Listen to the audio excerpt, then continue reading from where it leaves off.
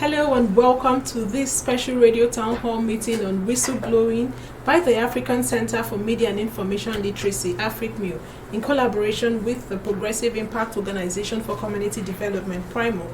I am Adaobi Obiabumo, the Program Manager at PRIMOC. AfricMIL is a civil society group that has been promoting the fight against corruption with the weapon of whistleblowing under its current project, Corruption Anonymous. This town hall meeting to promote Whistleblowing Nigeria has the support of the MacArthur Foundation. Today's program has brought together resource persons who will discuss the future of whistleblowing and the protection of citizens who blow the whistle against corruption in the public sector, given the government's inability to get a legislative backing to protect whistleblowers. Let me take your mind back a bit to December 2016.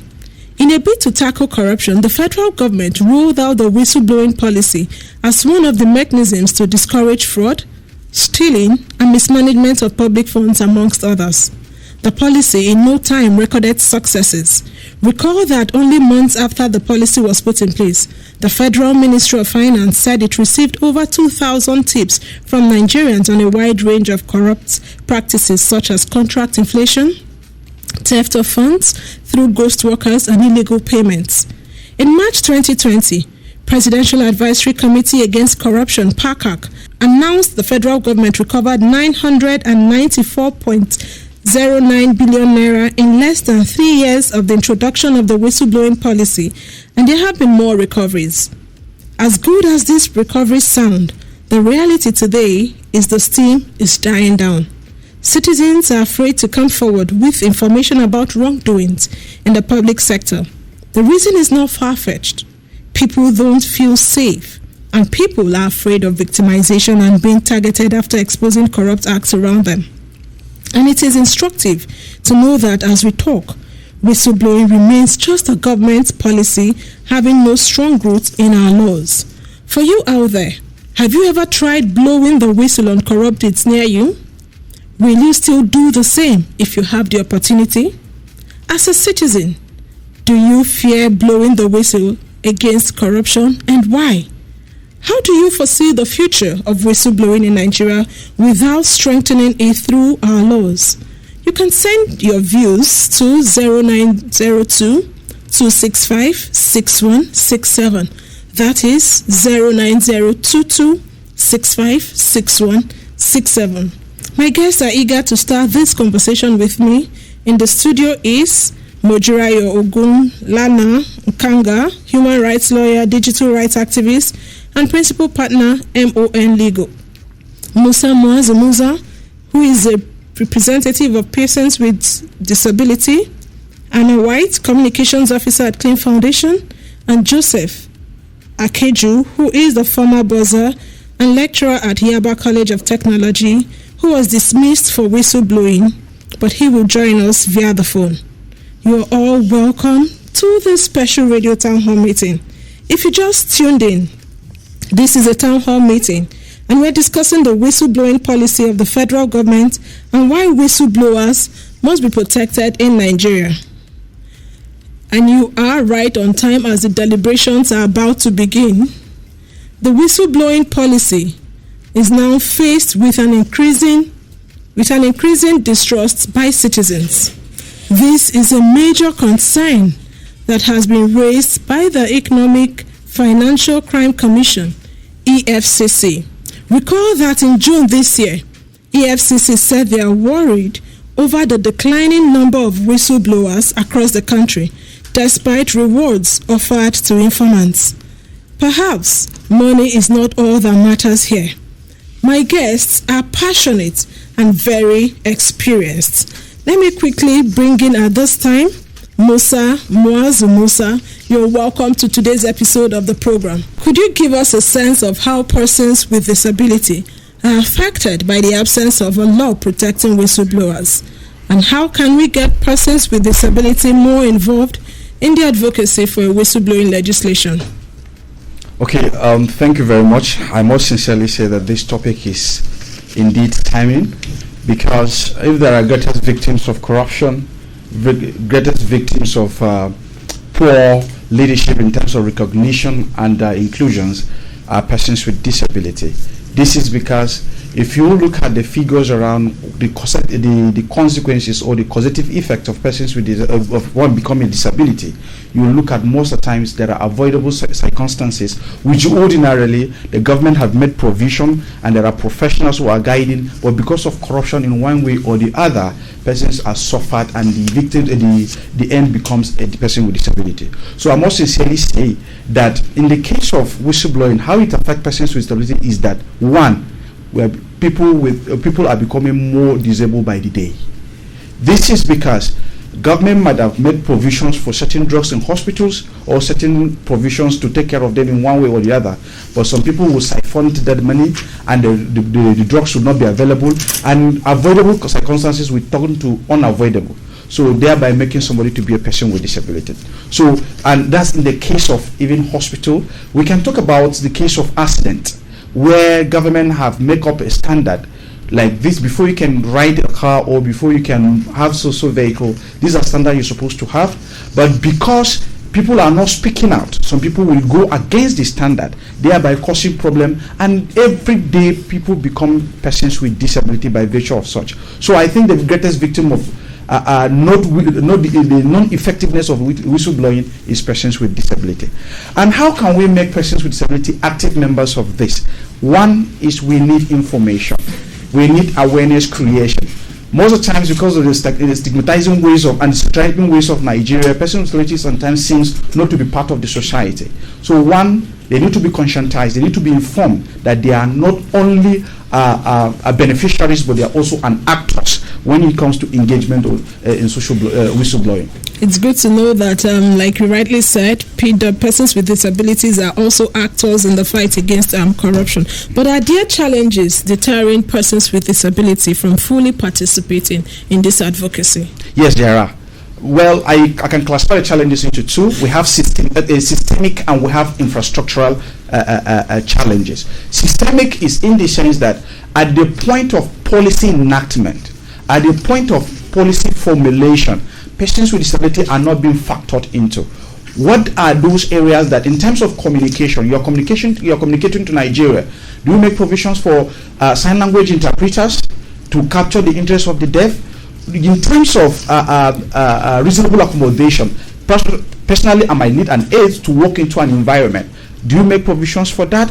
Or what are those incentives that you think you can provide for persons with disabilities to make them also participate at equal basis? That's in terms of systemic challenges. In terms of infrastructure challenges, you know, from the politics to the financial inclusion to democracy to anything you can think of, there must be a kind of office, or there kind of a medium where certain conversation will take place. Do we see most of the times, are these places accessible? Are these places accessible? Are people coming to discuss this? Are they aware of the peculiar challenges of persons with disability? How professionals are they? So these are how I term the systemic and also the infrastructural challenges of let me say hindering persons with disability to effectively participate in whistleblowing issues. Okay, thank you so much, Musa Muazu for that contribution there, talking about challenges that persons with disability face in terms of blowing the whistle or participating in the advocacy for whistleblowing. But for you listening to me, are you aware that you have a responsibility to speak up whenever you encounter ills in the society? Because Nigeria belongs to all of us. In the studio here, I have one of my guests also, Mojirayo Ogunlano. You're welcome to today's program. Thank you very much. You're a human rights lawyer and activist. Yes. I'm sure you have closely monitored the whistleblowing policy since it came into being. What is your assessment of the progress so far since 2016? Okay, so far I think immediately it started, immediately the policy was put into place, I noticed that there was this kind of fire, like people were eager to participate in that whistleblowing. Of course, we can remember the Ikoyi case where a lot of money was retrieved, and we also remember this case that was just recently concluded against Yusuf, where they saw a cachet of money in some kind of casket. So at that time, people were really eager. And then there was a part where government was having negotiations with the people who would blow the whistle. And then, because there was no policy on ground, you see where government actually renege on their parts. In a way, they tell you get 10%, and at the end of the day, you come back to the negotiation table. They try to reduce, the money involved, or the percentage that you're entitled to. I think that the policy so far can be better with the legislation on ground. Now, can be better because legislation on ground. We do not have a legislation yet. We just have the policy. Okay, so policy. You are talking of policy. You're talking of a law. Where a law has really outlined the mechanisms that will be put in place. And I want, one of the things that come to my mind is witness protection.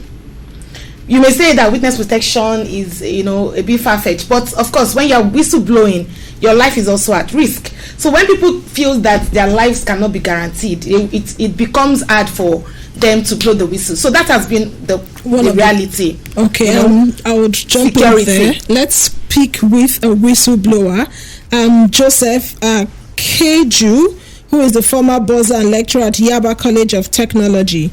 You're welcome to today's episode of the program. Could you kindly share your experience with us? What has been the challenges since you blew the whistle?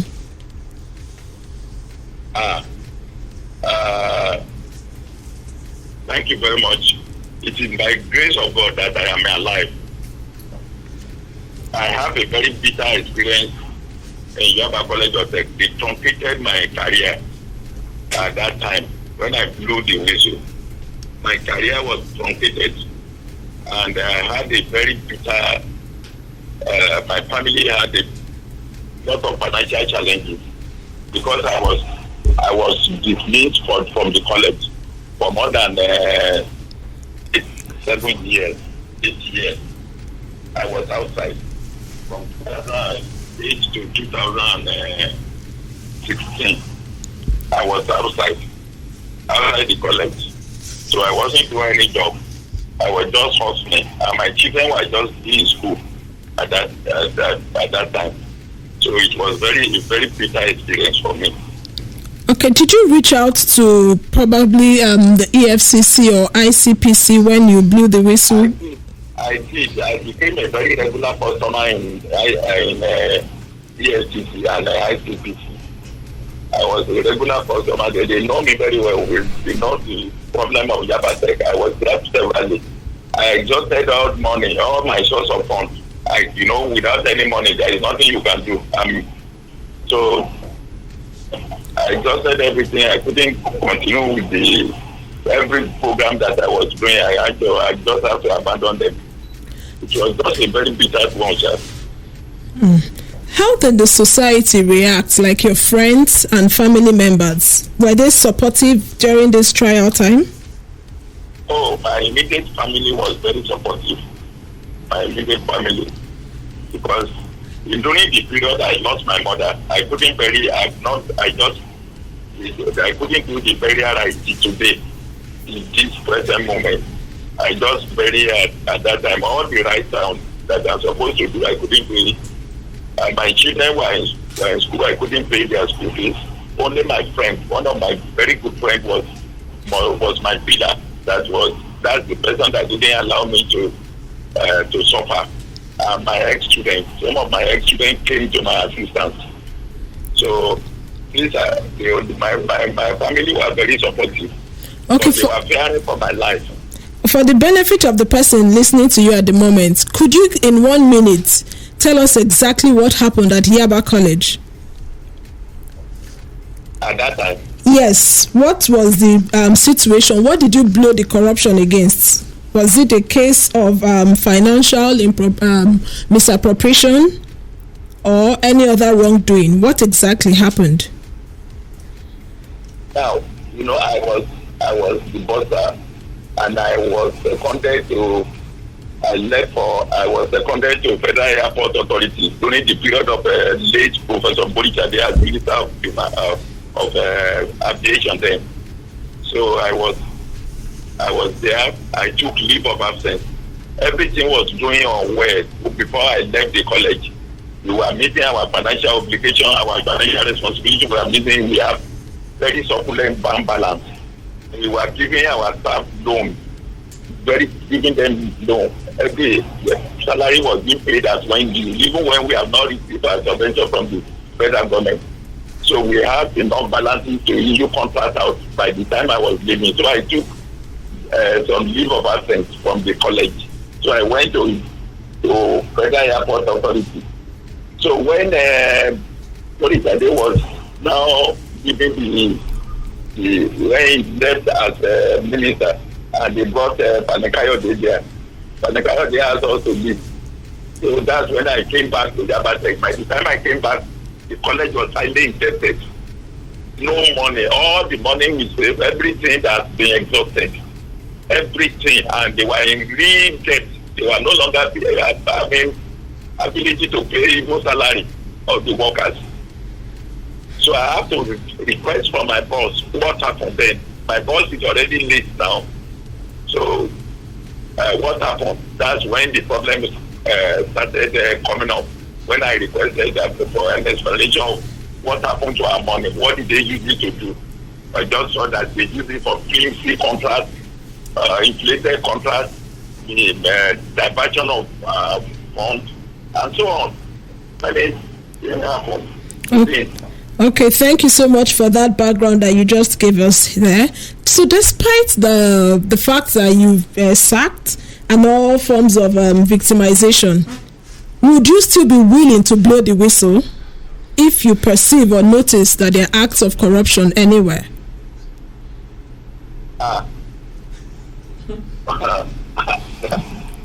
If there is no protection,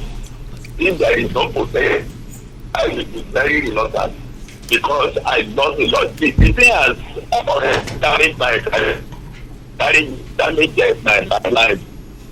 As I'm telling you now, I've lost so many things. When eventually my entitlement was paid to me, I used it to pay debt, accumulated debt. Accumulated debt. I pay a lot of debt, and it affected me. So what you're saying in essence is that you will not blow the whistle except if you're sure that you will be protected, Joseph. If I'm sure that I will be protected, I will blow the whistle. Okay, thank you. If I'm not sure, I don't think I want to expose myself to the same problem that I went through. Even if I'm sure now, I will be more careful. Because assurance here, I don't know how effective the assurance will be. So I'm saying that in order to encourage whistleblowing, there should be a protection. It's a deliberate effort to protect the whistleblower, to protect the journalists, to protect everyone involved. Because these people are normally very powerful. They have background, they have grandfathers. Okay, thank you, Joseph. I would have to cut it short there because of our time. Thank you for sharing your experience with us. All right. Okay, and we just heard from one of the whistleblowers at Yaba College of Technology. A bitter experience, I must say, which is why we're having this discussion today to tell the government and the National Assembly members that there's a need for us to have a legal framework to protect whistleblower and witnesses. I also have in the studio Anna White, who is the Communications Officer at Clean Foundation. And you're welcome to today's program. Thank you so much. Ordinary citizens out there continue to grow cold on reporting or exposing corruption. How dangerous is this to Nigeria's fight against corruption? Well, I think the answer isn't perfect. That's quite dangerous because, as we all know, a lot of citizens are not going to participate in the fight against corruption.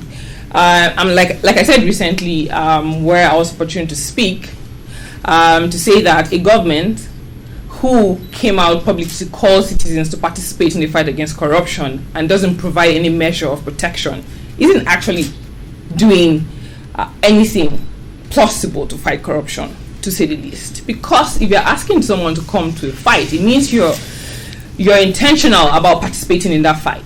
So if I'm saying, Ada, let's throw blows, and then I get there and you're not actually throwing punches with me, it means that you're not actually, or you didn't intend to participate in that fight. So for you to ask people to come out and then there is no shield, it means your intention in the first place wasn't true.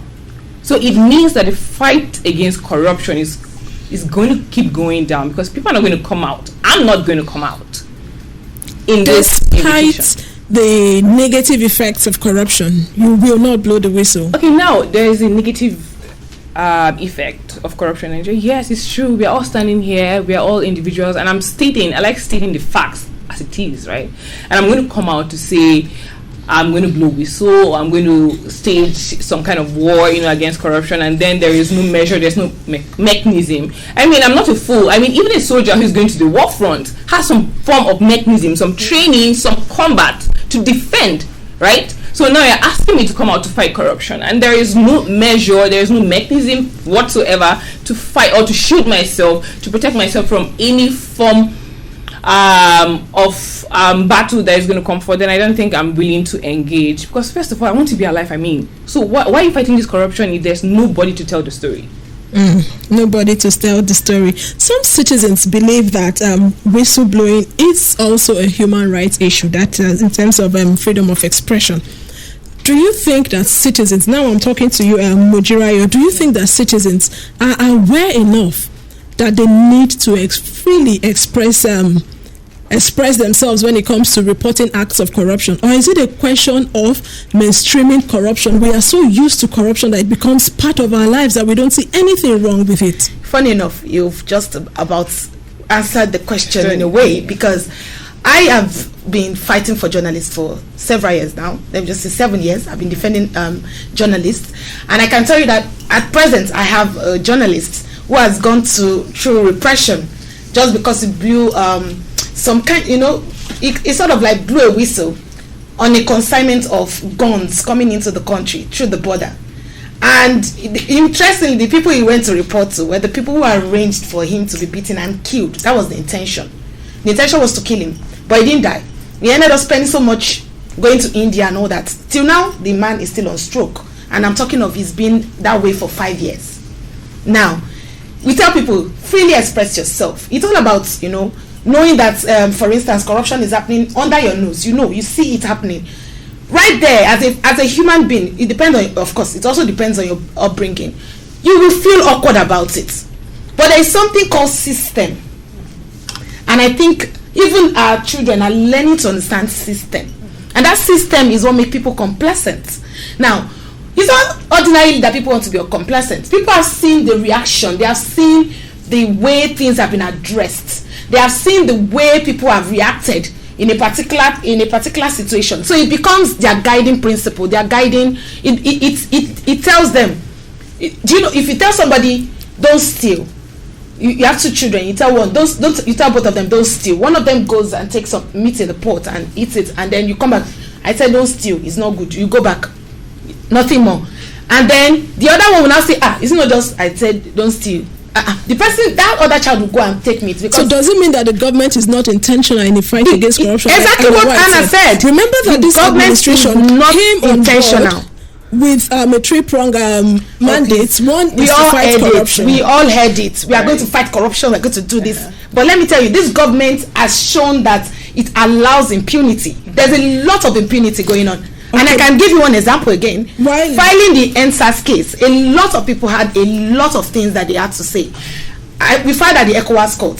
Why? We had 8 witnesses, but 8 of them has refused to show up. Why? Because they are afraid of their lives. There is no protection. So there is a need for us to have the whistleblower legislation, because the whistleblowers need to be protected. Yeah. But I want to get the view of the person listening at the other end of the dial. Have you ever tried blowing the whistle on corrupt deeds near you? Will you still do the same if you have the opportunity? As a citizen, are you afraid of blowing the whistle? Like my guests, Joseph Akeju, whom we spoke with via the phone, said if he is not protected, that he really strongly doubts if he will blow the whistle. How do you view the future of whistleblowing in Nigeria without strengthening it through our laws? Hello? Hello? In your name and where you're calling us from? Okay, Chukwudi, let's hear you in 1 minute. Okay, and for you to be a whistleblower in this country, honestly, there are people that need to stand by your back. When you say people that will stand by your back, do you mean a legal framework? Yes, ma'am. Okay, so would you be willing to blow the whistle? I will, if nobody will stand because they will come after you. Okay, thank you so much, Chukwudi. Anna, you heard what Chukwudi said. He may not be willing to blow the whistle. But what can CSOs now do to advance the legislation? I just think that the CSO space needs to synergize more, right? And actually see this as a battle that they need to fight. Because I think the tempo dropped from 2016 to this point. It came up with a whole lot of propaganda, and it seemed like a lot was going to happen. And then because there was no protection for whistleblowers, or that bill wasn't even passed in the first place, it became rather an issue because people were being victimized. A lot of lives were in danger, and the likes of it. So the CSO need to put in, I would like to just use the word aggression, right? They need to be more aggressive about the fact that this has to be done. And all the sectors, CSO sectors that are working, around anti-corruption, and the likes of it, should join hands together and fight this war together, because it's something that needs to happen. And soonest, because like I always say, this is something that should have done before the fight even began. CSOs need to synergize more. Do you think we need to, when you say synergize, like have conversations around it, or do we need to engage with the members of the National Assembly? They need to have conversation, one, because of course from that conversation then you have a united front, right? And then push the bill to the National Assembly. Whatever front they can fight the National Assembly, they need to be more aggressive about that process. You can't take it lightly, because if we say corruption has to go down, what are the efforts? How strong are those efforts that we're making? Thank you so much, Anna White, Communications Officer at Clean Foundation. Let's speak again with one of our guests, Musa Muazu Musa. We've heard all that the guests have said and those who called in. Do you think the whistleblowing legislation is possible before the end of the current administration? Is there a possibility? Well, we all know what it means. The process has been taken to come up with the law, and to be sincere, with if it comes like a kind of executive bill to the National Assembly, it's possible. But from the body language of the executive, I've not seen anything coming out of it from now to the end of the tenure. Executive bill. I understand that there's a draft document with the Ministry of Finance. Are you saying that if they push that document, that maybe there would be a legislation before the end of the tenure? Okay, let me clearly put this into context. You see, it's one thing to have a document, but one thing we need to ask is who prepared the document. Where the document is now, does they believe in the document? Because I was made to understand that document was drafted by the former Minister of Finance, who actually came up with the whistleblowing policy. But when she left, this person did not understand to that level. So that's why it's not even there. That's one. Secondly, but there's been lots of engagement around that particular document. Well, you see, I listened to my colleagues, the speakers. There is no intention in fighting corruption in Nigeria. Okay, let's ask ourselves this question. There are people that have been convicted, and this present administration give them presidential pardon. How do you want to convince me today that if I speak against certain corruption, the person is being prosecuted and being convicted, the person will not come out tomorrow? So, don't you think the negative effects of corruption should be one of the major reasons why we should speak up? Well, as an individual and as a citizen, I have a moral obligation to speak, which I think if you come from any home or if you practice any religion of your choice, you can come that. But when we look at the system of the government and their body language and their political will when it comes to coming up with institutions or legislations around fighting corruption, one can say there's no special intention or there is no a kind of good intent around it. So personally, I felt this administration, from now till their tenure, there's nothing good can come when it comes to legislative backing around whistleblowing or anti-corruption. You are not optimistic at all. Maybe the person listening at the other end of the dial is optimistic. I would like to hear your views. Musa, like I said earlier, what would be your advice to the person listening to you, to Nigerians out there who are demoralized to expose corruption, and the government who is listening, letting this golden opportunity of strengthening the fight against corruption slip away. In 1 minute, please. Okay, thank you very much. For everyone listening to me this minute, I want you to know that we need to make Nigeria what it's supposed to be. We have a moral burden to do what is right, even without legislation. We have the love of each other, and we have the love of a country.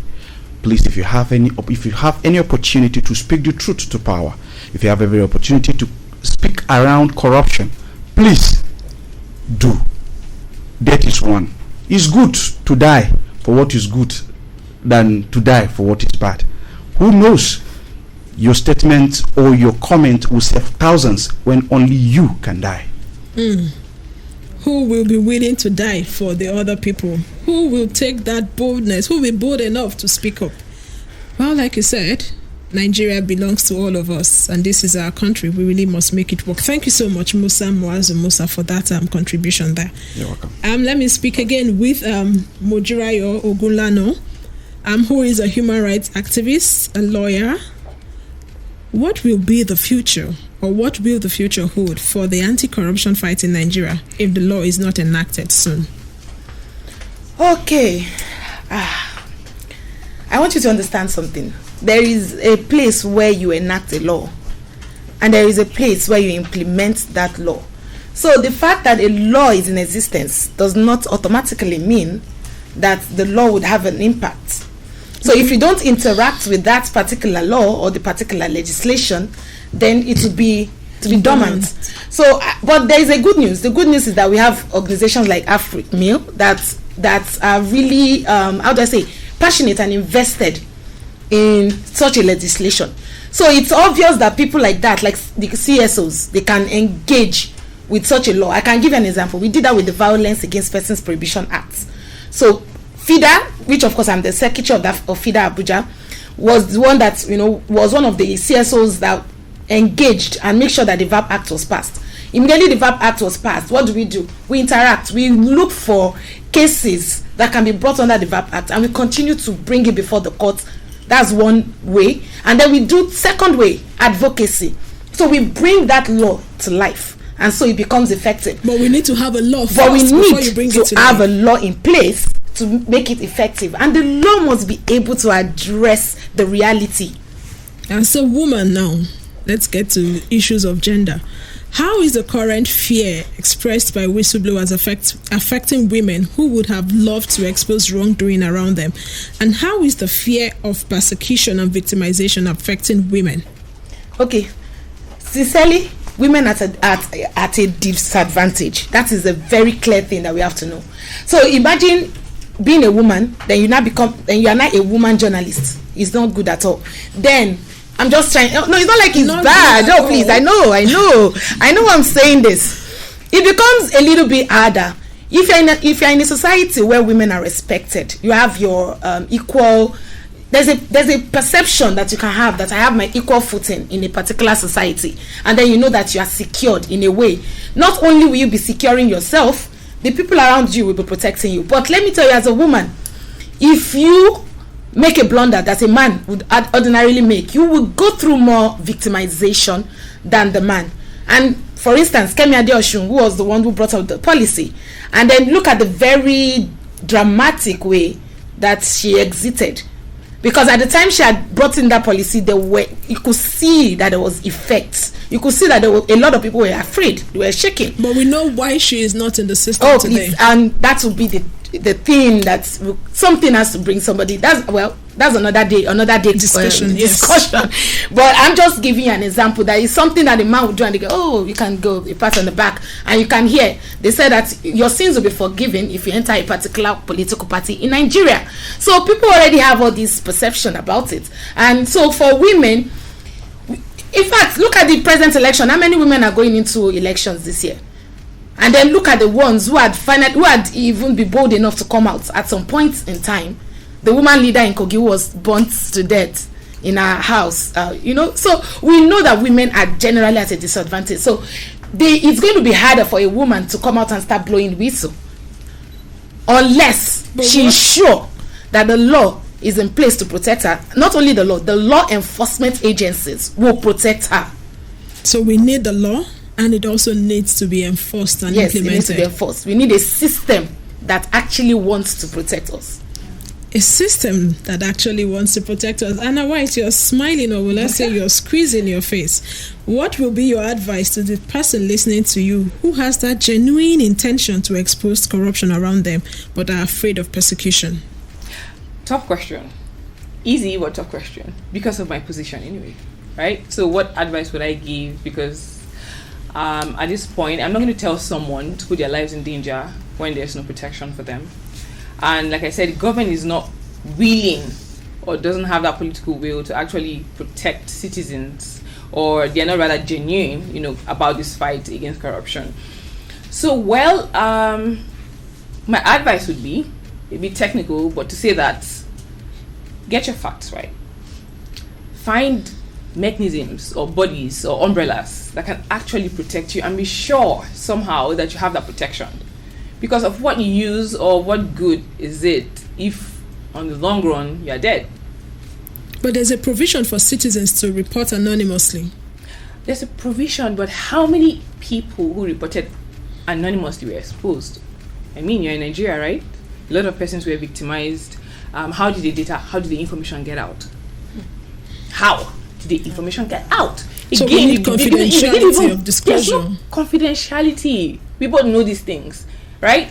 The government agencies or the agencies who are in charge of protecting citizens or these victims are the ones who expose them in the first place. You have a lot of database that say anonymous, but I know as a tech person that, at the back end I can see your name, I can see stuff. Who are the people that give out these names? So aside all the challenges now, what must we do? The government must be willing. The government must show citizens that it is willing to fight corruption. So if the government is not willing, what should the citizens do? What do we do?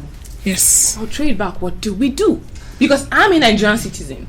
How am I going to trust the government? I need to be able to trust the government. The government needs to show us, I'm talking as a citizen, need to show us that they are ready to protect us. We just need to show a life example. Someone needs to be held responsible. If someone blows a whistle today and they are protected, and it is said that people are blowing whistle and there is no victimization, a lot of people are going to be coming out. But if I know that someone blew a whistle and then there's victimization, the government, in quote, who said we should come out and fight, is not doing anything about it. I don't know. So it's on the side of the government again, and then we need to keep holding the government accountable. I know in Nigeria it's difficult, but again we need to begin to talk about accountability. Who is holding the government responsible? Who is overseeing the government? Who are meant to protect us or provide or make certain provisions? So who is meant to hold the government accountable? Exactly. We need to talk. We need to say this is black and white, because if I'm advising anybody in the public and I'm not in a position to protect them, what am I saying? All right, thank you so much. Protection, protection, protection. We cannot overemphasize the need for the protection of whistleblowers and the need for a whistleblower legislation. That is how we are wrapping it up on today's episode of the program. We have come to the end of the special radio town hall meeting on whistleblowing and whistleblower protection. Sincerely appreciate our guests, Mojirayo Ogunlano Kanga, human rights lawyer, digital rights activist, and principal partner, MON Legal. Musa Musa, representative of persons with disability, Anna White, communications officer at Clean Foundation, and Joseph Akeju, former buzzer and lecturer at Liaba College of Technology, who joined us via the phone. If you have a message for us or you want to react to what you heard on this program, please reach us through 09022656167. That is 09022656167. Or visit www.corruptionanonymous.org for more information on how to report corruption. This town hall meeting on whistleblowing and whistleblower protection is organized by the African Center for Media and Information Literacy, AfricMIL, in collaboration with the Progressive Impact Organization for Community Development, PRIMOC. The town hall meeting is supported by the John D. and Catherine T. MacArthur Foundation, committed to building a more just, verdant, and peaceful world. Get more information about the foundation at its website, macfound.org. You will be duly informed when next we have a town hall meeting. Please follow us on all our social media platforms at Cora Nigeria and Official PRIMOC to get timely information on our activities. Many thanks to Africmail and Primark teams for their wonderful work. The executive producers of this town hall meeting are Chidu, Onoma, and Okiria Agbonsuremi. Don't fail to report corruption when you see it or encounter it in any form. And to the government, please, we need a whistleblower legislation. I am Adaobi Obiabumo. Stay safe.